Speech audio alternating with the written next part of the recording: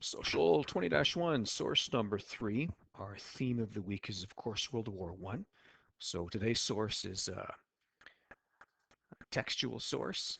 I'll give you a few seconds to glance it over, then we'll talk about it.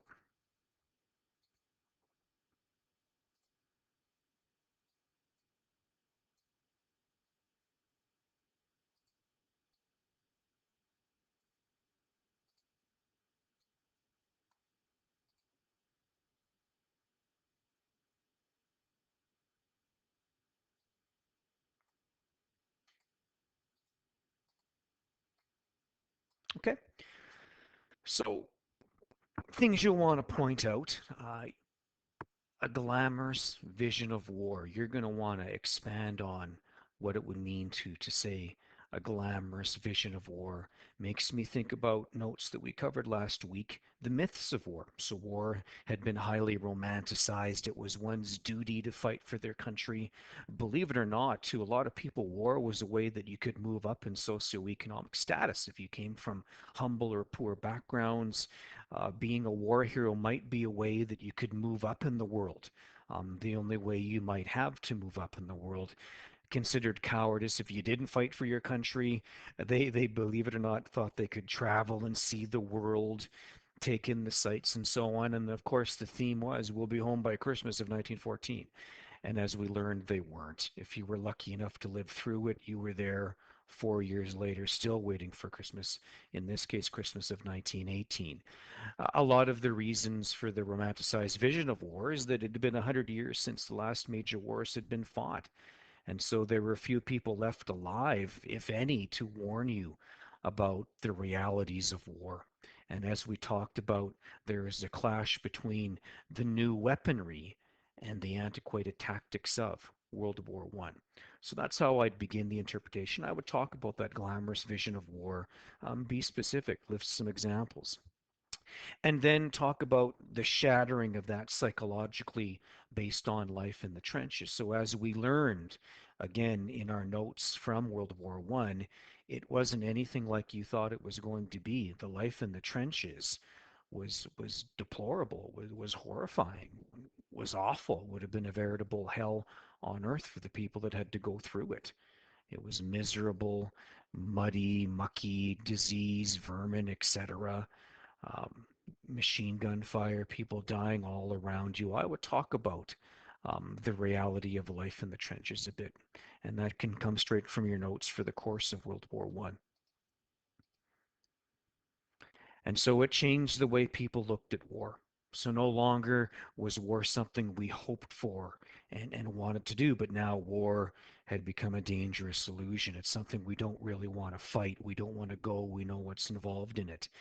Toward the latter years of World War One, there weren't as many people volunteering to fight World War One, so they had to resort to conscription or a draft, if you want to call it that, and force people to go because the glamour was gone. The glamour had been psychologically shattered, and people didn't want to go. And I don't blame them. I wouldn't want to go fight either, and risk my life for a cause that I'm not even sure of. Really good source. I've always liked it. It just kind of talks about the result of World War One and how it changed the way people look at war.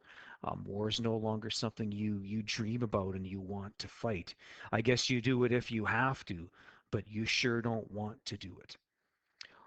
In terms of our links, well, I see foreign policy, and that World War One was a reality, a result of foreign policy, of expansionist policies, of the alliance system altogether. World War One and what happened in the trenches and the casualties is also a good example of the results of hardcore nationalism. It is the cost of ultra nationalism. People die in war. People die because of ultra nationalism. People suffer because of war and because of ultra nationalism. That's probably as far as I would take my links. I see in that quote, I see in this source someone who is objectively challenging nationalism. He wouldn't be denying it, and he probably in some ways would say that nationalism is a positive thing, but he'd be criticizing it. He'd be saying we need to set boundaries to how far we take nationalism, how far we push the love of one's country. Uh, we shouldn't be asking young men to give up their lives in the name of their country for no good cause. So this guy would be critiquing ultra nationalism, maybe pointing out the hypocritical nature behind nationalism. You thought you were going off to fight based on this vision of war, and that's not at all what it was at all. While we're at it, we should do our relationships and get this done this week so we can look at some new sources next week.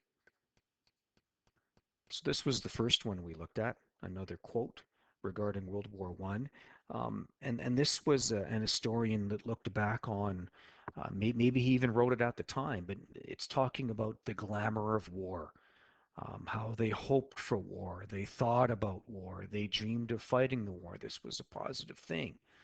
It was going to shake society out of its jaded present state, and it was going to invigorate people. It was going to invigorate and excite populations. The glory of war in Source One. Source Two became a little more critical of what went on in the trenches during World War One, and we talked about, or I guess I talked about, and hopefully you listened to, um, the the fact that the guys giving the orders in the background, go off and fight for your country, fight for the love of your country. They weren't the ones paying the price in that fight. The common foot soldier, the guy going over the top, was the guy that paid the price of nationalism in World War One, and he probably didn't even know why he was fighting, beyond he was fighting for his country, and that's probably not a good reason for war. And then we just covered source three today. So what we do now is we link these sources together through our relationships. And so what we want to do to refresh your memory is we want to find a theme or a concept that ties all three sources together. And then we link each source to that concept. So the source that comes to my mind would be, well, I mean, World War One is too obvious. I would say probably ultranationalism, maybe the price of nationalism.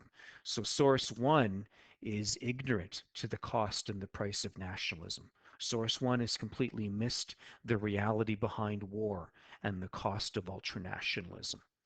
Source two is recognizing the price and the cost of ultranationalism and war.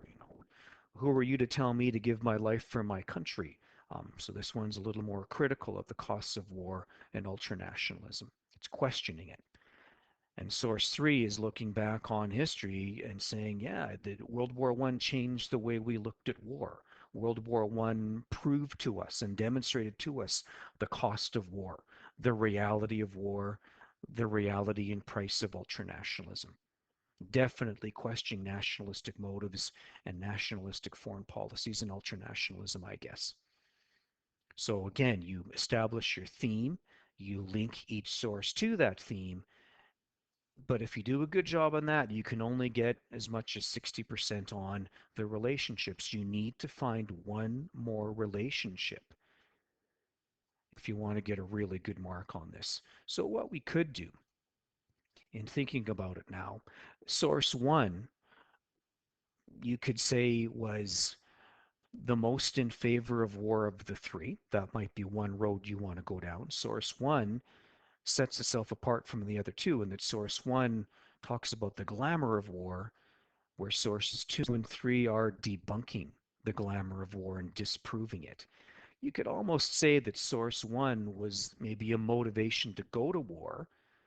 Source two was the discovery of what actually happens in war.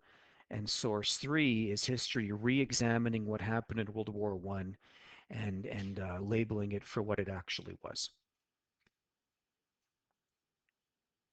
There you go. Three sources for World War One.